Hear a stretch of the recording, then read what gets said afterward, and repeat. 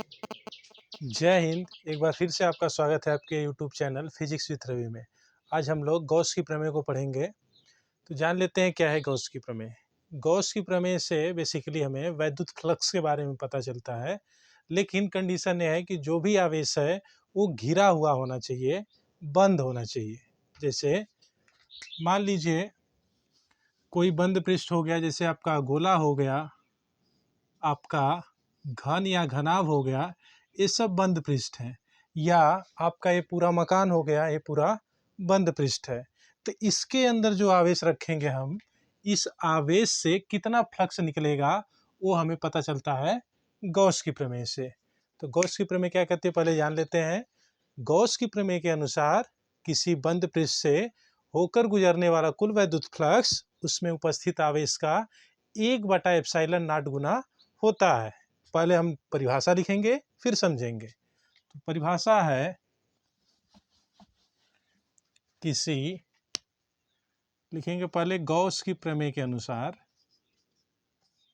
Gauss की प्रमेय के अनुसार, गॉस की प्रमेय के अनुसार क्या है भाई। गॉस की प्रमेय के अनुसार किसी बंद पृष्ठ से, किसी बंद पृष्ठ से होकर गुजरने वाला, बंद पृष्ठ से होकर गुजरने वाला कुल वैद्युत फ्लक्स, गुजरने वाला वैद्युत फ्लक्स या कुल वैद्युत फ्लक्स, वैद्युत फ्लक्स उसमें उपस्थित आवेश का, वैद्युत फ्लक्स को हम लोग फाई ई से लिखते हैं। तो कुल वैद्युत फ्लक्स फाई ई उसमें उपस्थित आवेश का, उपस्थित आवेश का 1/एप्सिलॉन नॉट गुना होता है, गुना होता है। अर्थात वैद्युत फ्लक्स फाई ई बराबर, वैद्युत फ्लक्स फाई ई बराबर Q अपान एप्सिलॉन नॉट। परिभाषा हमने लिख लिया। किसी बंद पृष्ठ होकर गुजरने वाला वैद्युत फ्लक्स फाई ई उसमें उपस्थित आवेश का 1/एप्सिलॉन नॉट गुना होता है, यानी वैद्युत flux phi E equal Q upon epsilon naught. समझिए, मान लीजिए ये कोई आपका बंद पृष्ठ है जो गोलाकार है, इसके अंदर आवेश Q है। तो इससे जो वैद्युत फ्लक्स गुजरेगा, वैद्युत फ्लक्स का मतलब वैद्युत बल रेखाएं, उनकी जो संख्या होगी या वैद्युत फ्लक्स होगा वो ये उपस्थित आवेश का होगा 1/एप्सिलॉन नॉट। मान लीजिए दूसरा फिगर कुछ इस प्रकार हो। हम फिगर बना रहे हैं, फिगर के माध्यम से समझिएगा। ये आपका पहला पृष्ठ है, दूसरा है, तीसरा है और ये चौथा है। पहले पृष्ठ के अंदर कोई आवेश नहीं है। ये पहला है, दूसरा है, तीसरा है और ये चौथा है।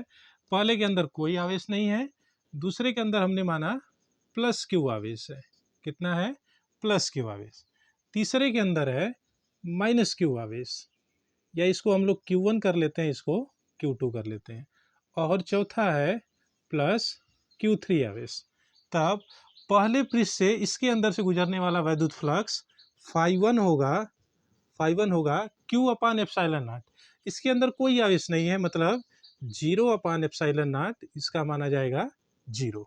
सेकेंड वाले पृष्ठ के लिए फाई2 होगा Q, फाई2 के लिए जो Q है, Q का मान कितना है? Q1, तो हो जाएगा Q1 अपान एप्सिलॉन नॉट।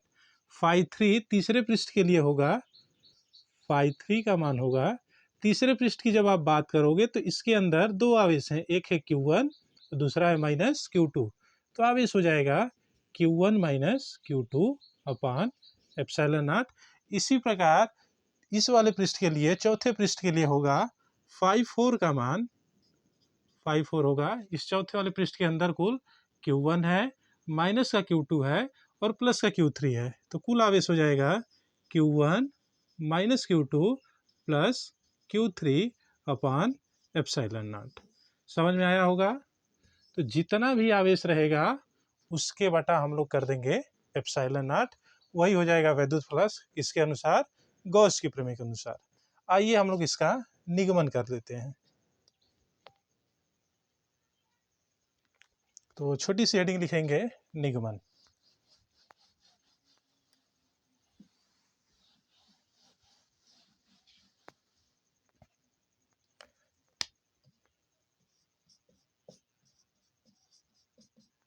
निगमन, जब भी आपसे यदि 1 या 1.5 नंबर में या 2 नंबर में पूछता है तो आप केवल प्रमेय लिखोगे।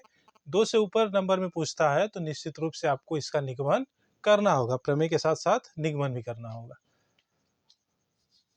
हम लोग एक गोला ले लेते हैं और इसकी जो रेडियस है हम लोग r ले लेते हैं। इसके अंदर हमने एक आवेश q ले लिया। फिगर बना लेंगे और फिगर के बारे में लिख लेंगे। फिगर के बारे में हम बोल रहे हैं, फिगर में क्या है, एक r त्रिज्या का गोला है और इसमें कितना आवेश है, q है। तो लिखेंगे माना एक r त्रिज्या का गोला है जिसके अंदर एक धन आवेश या धन परीक्षण आवेश या बिंदु आवेश q है। इससे r दूरी पे हम लोग यहाँ पे फ्लक्स निकाल लेंगे। तो लिखेंगे फिगर के बारे में, माना r त्रिज्या का या ऐसे लिखते हैं, माना एक बिंदु आवेश q है, माना एक बिंदु आवेश q है, बिंदु आवेश q है जिसके चारों ओर कितनी त्रिज्या का भाई, r त्रिज्या का बंद गोलीय गॉसियन पृष्ठ है, गोलीय गॉसियन पृष्ठ है। गॉसियन शब्द बहुत जरूरी नहीं है लिखना, आप बंद गोली पृष्ठ भी लिख सकते हो। बंद क्यों किया, क्योंकि जब तक आवेश को हम लोग बंद नहीं करेंगे तब तक गॉस की प्रमेय नहीं लग पाएगी। आपने पढ़ा है पहले वीडियो में, पहले लेक्चर में, कि वैद्युत फ्लक्स कितना होता है, फाई ई बराबर होता है, हमने पढ़ा है ई ए कॉस थीटा। तो हमें यहाँ से फाई का मान निकालने के लिए ई चाहिए और ए चाहिए। ए प्लस क्यू आवेश है, तो इस पॉइंट पे हम लोग देख लेते हैं। इस पॉइंट पे जो वैद्युत क्षेत्र होगा प्लस आवेश से दूर होता है, तो वैद्युत क्षेत्र की दिशा इस साइड हो जाएगी। और ये जो पृष्ठ है, ये जो इसका एरिया वेक्टर कहाँ होगा, आपने पढ़ा है कि एरिया वेक्टर पृष्ठ के लंबवत होता है, तो एरिया वेक्टर की दिशा ये हो जाएगी। वैद्युत क्षेत्र की भी दिशा वही और एरिया वेक्टर यानी क्षेत्रफल सदिश की भी दिशा वही। तो थीटा का मान कितना हो जाएगा यहाँ पे, 0 डिग्री। कितना हो जाएगा भाई, 0 डिग्री। तो हम लोग लिखेंगे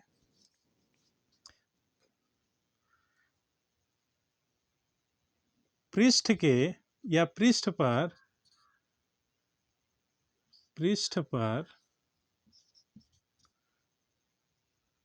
वैद्युत क्षेत्र की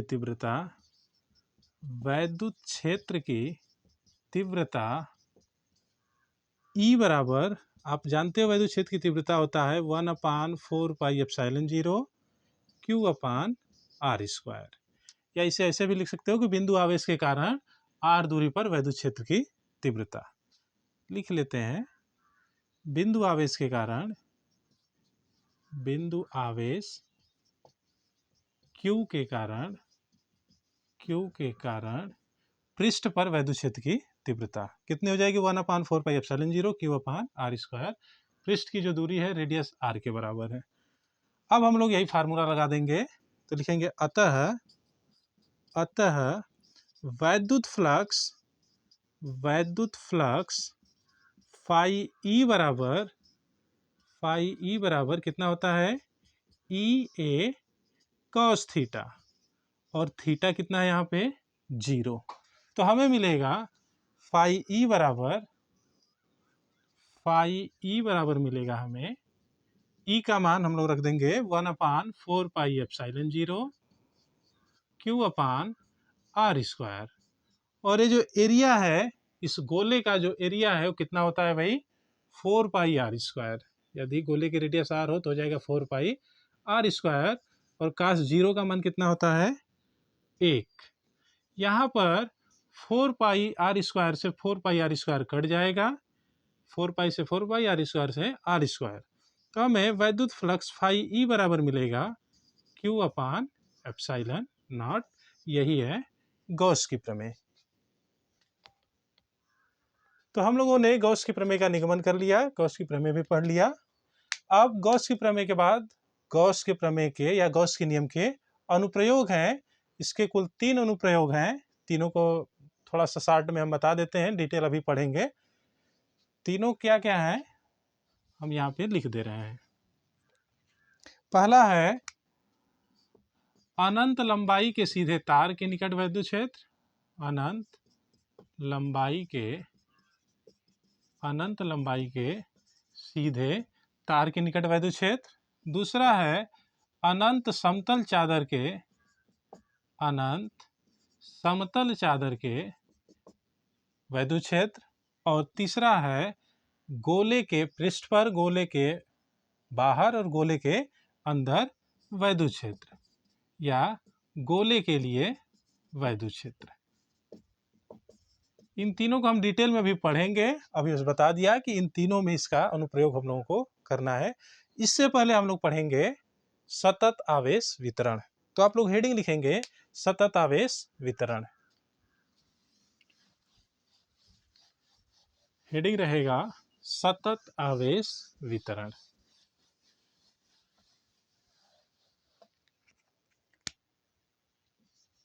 सतत आवेश वितरण, आवेश का वितरण करना है। तो आप लोग जानते हो कि आवेश को हम लोग किसी वस्तु में किस प्रकार से वितरित कर सकते हैं। तो आवेश को हम लोग किसी वस्तु की लंबाई या चौड़ाई दोनों, यानी क्षेत्रफल में, और किसी वस्तु की लंबाई चौड़ाई ऊंचाई तीनों, यानी आयतन में वितरित कर सकते हैं। तो जो सतत आवेश वितरण है 3 प्रकार से हो जाएगा। पहला लंबाई में, दूसरा लंबाई चौड़ाई दोनों यानी क्षेत्रफल में, और तीसरा लंबाई चौड़ाई ऊंचाई तीनों यानी आयतन में। तो इस प्रकार ये जो सतत आवेश वितरण है 3 प्रकार का हो जाता है। रेखीय आवेश वितरण, पृष्ठीय आवेश वितरण और आयतन आवेश वितरण। लिख देते हैं तीनों के नाम। पहला है रेखीय आवेश वितरण, रेखीय आवेश वितरण। दूसरा है क्षेत्रीय या पृष्ठीय, पृष्ठीय लिख लेते हैं, पृष्ठीय आवेश वितरण, पृष्ठीय आवेश वितरण। और तीसरा है आयतन आवेश वितरण, आयतन आवेश वितरण। रेखीय आवेश वितरण में केवल लंबाई में आवेश को वितरित करेंगे, पृष्ठीय में लंबाई चौड़ाई दोनों यानी क्षेत्रफल में, और ये तो आयतन में लंबाई चौड़ाई ऊंचाई तीनों में। तीनों को हम लोग अलग अलग पढ़ लेते हैं।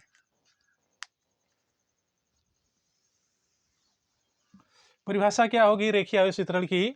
यदि हम किसी आवेश को किसी चालक की लंबाई में वितरित करें, तब चालक पे उपस्थित आवेश और चालक की कुल लंबाई के अनुपात को रेखीय आवेश वितरण कहते हैं।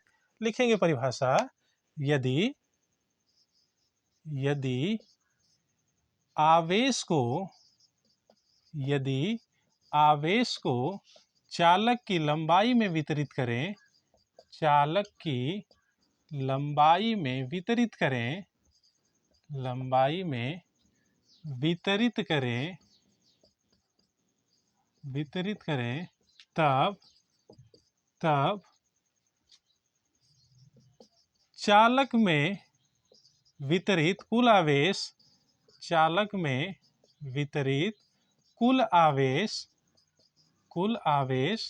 और चालक की लंबाई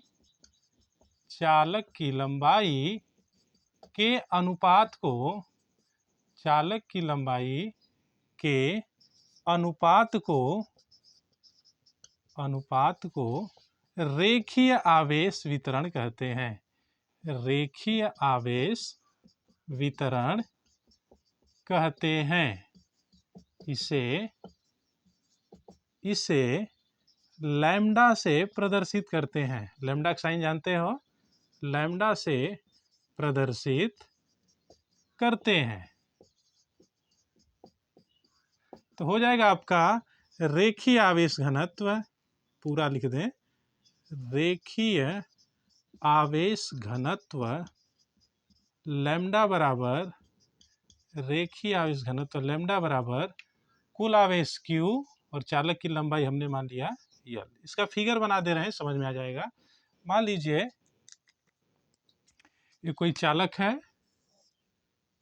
और इस चालक की लंबाई हमने L माना।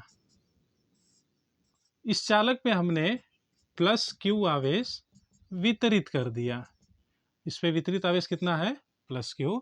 तब वितरित आवेश Q और चालक की लंबाई L, इन दोनों का अनुपात कहेगा रेखीय आवेश घनत्व। समझ में आ रहा है। इसका जो मात्रक है, मात्रक क्या हो जाएगा भाई, इसका जो मात्रक है, देखिए Q का मात्रक होगा कूलाम और L का मात्रक हो जाएगा मीटर। तो मात्रक हो जाएगा कूलाम प्रति मीटर। और विमा लिखें तब विमा होगी इसकी, आवेश की विमा AT और लंबाई की विमा L, तो हो जाएगी L - 1 AT। विमा हो जाएगी L - 1 AT। अब हम लोग पृष्ठीय आवेश वितरण पढ़ेंगे। कौन सा वितरण, पृष्ठीय आवेश वितरण। पृष्ठीय आवेश वितरण, जैसा कि आपको बताया जा चुका है कि पृष्ठीय आवेश वितरण में आवेश को हम लोग लंबाई चौड़ाई दोनों यानी पृष्ठ यानी क्षेत्रफल में वितरित करेंगे। तो अब जो भी फिगर बनेगा उसमें क्षेत्रफल आएगा। फिगर हम बना दे रहे हैं। फिगर कुछ इस प्रकार से होगा, इसमें लंबाई और चौड़ाई दोनों हो गई। इसकी लंबाई L, चौड़ाई भी, यानी क्षेत्रफल हमने A मान लिया। और इस पे वितरित आवेश Q हमने मान लिया। कितना है भाई, प्लस Q।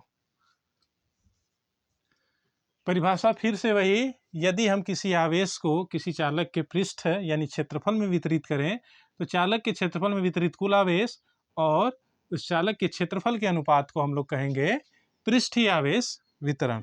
परिभाषा हम लोग लिख लेंगे, यदि आवेश को किसी चालक के लंबाई नहीं, चालक के क्षेत्रफल में वितरित करें, चालक के क्षेत्रफल में वितरित करें, तब चालक में वितरित कुल आवेश और चालक के क्षेत्रफल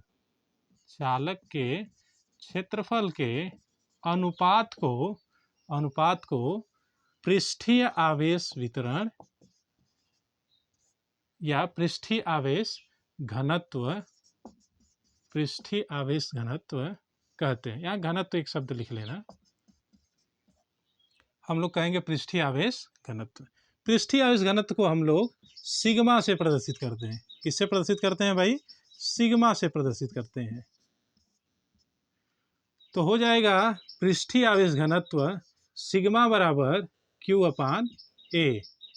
जब Q/L था तो रेखीय आवेश वितरण या रेखीय आवेश घनत्व था। जब Q/A आ गया तो पृष्ठीय आवेश वितरण हो गया या पृष्ठीय आवेश घनत्व हो गया। इसका मात्रक क्या हो जाएगा भाई, Q/A है तो Q का मात्रक कूलाम और A का मात्रक मीटर स्क्वायर, हो जाएगा मात्रक कूलाम प्रति मीटर स्क्वायर। और विमा हो जाएगी L - 2 AT। नोट कीजिए इसे भी।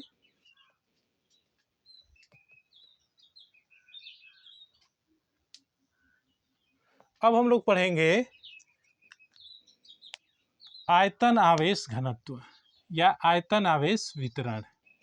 हेडिंग रहेगा आयतन आवेश घनत्व। अब की बार जो आवेश का वितरण होगा वो आयतन में होगा। तो फिगर कुछ इस प्रकार से होगा, इसमें हम लोग आयतन भी शामिल कर लेंगे। हमने एक घनाभ बना लिया। फिगर कोई सा भी बना सकते हैं जिसमें आयतन हो।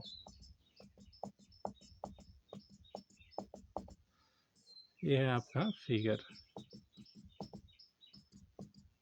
इसका जो आयतन है वो कितना है, v है, और इसमें जो उपस्थित आवेश है वो कितना है, प्लस q है। तब परिभाषा क्या बनेगी, यदि हम किसी आवेश को किसी आयतन में इस प्रकार वितरित करें, तो यदि हम आवेश को किसी चालक के आयतन में वितरित करें, तब चालक के आयतन में वितरित कुल आवेश और चालक के आयतन के अनुपात को हम लोग कहेंगे आयतन आवेश घनत्व। परिभाषा लिख लेंगे, यदि आवेश को किसी चालक के आयतन में वितरित करें,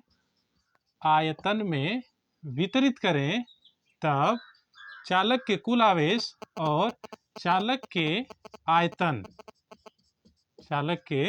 आयतन के अनुपात को आयतन आवेश घनत्व कहते हैं। इसे हम लोग रो से प्रदर्शित करते हैं। तो हो जाएगा आपका आयतन आवेश घनत्व रो बराबर कितना हो जाएगा, Q/V, जहाँ V क्या है, आयतन है। मात्रक क्या हो जाएगा इसका, मात्रक हो जाएगा ऊपर Q का कूलाम और V का मीटर क्यूब। विमा हो जाएगी L-380। इस प्रकार हम लोगों ने रेखीय आवेश घनत्व, पृष्ठीय आवेश घनत्व और आयतन आवेश घनत्व जान लिया। अगले वीडियो में हम लोग अनंत लंबाई के चालक तार के लिए वैद्युत क्षेत्र की तीव्रता निकालेंगे। एक बार फिर से हम तीनों को रिवाइज कर देते हैं। यदि हम आवेश को चालक के लंबाई में वितरित करें तो रेखीय आवेश घनत्व, लंबाई चौड़ाई दोनों यानी क्षेत्रफल में वितरित करें तो पृष्ठीय आवेश घनत्व, लंबाई चौड़ाई ऊंचाई तीनों में वितरित करें तो आयतन आवेश घनत्व। फार्मूला तीनों को आपको पता है। रेखीय आवेश घनत्व का होता है लैम्डा बराबर Q/L, पृष्ठीय का होता है सिग्मा बराबर Q/A, और आयतन आवेश घनत्व का होता है रो बराबर Q/V। इसमें केवल लंबाई होगा, क्या होगा भाई, लंबाई, इसमें क्षेत्रफल होगा और इसमें आयतन होगा। फार्मूले में भी आपको दिख रहा है, इसमें लंबाई, इसमें क्षेत्रफल और इसमें आयतन। तो बच्चों आज के वीडियो में इतना ही। अब हम लोग मिलेंगे अगले वीडियो में। वीडियो को ज़्यादा से ज़्यादा लाइक, शेयर और सब्सक्राइब करें। धन्यवाद।